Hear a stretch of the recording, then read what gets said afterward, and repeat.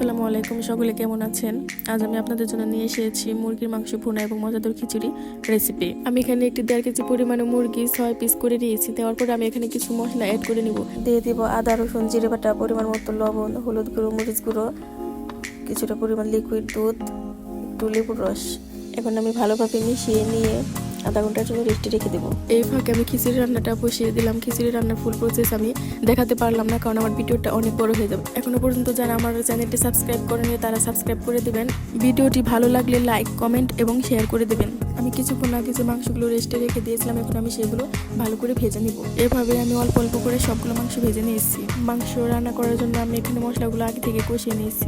এখন আমি ভেজে রাখা মাংসগুলো মশলায় দিয়ে দিব। এরপর মাংসগুলোকে 8 থেকে 10 মিনিট ভালোভাবে কষিয়ে নিব। 8 থেকে 10 মিনিট কষিয়ে নেওয়ার পরে আমার মাংসের কালারটা যখন চলে আসবে, তখন আমি দিয়ে দেবো কিছু পরিমাণ পানি। পানি দেওয়ার পরে আমি আরো 6 থেকে 7 মিনিট রান্না করে নেব।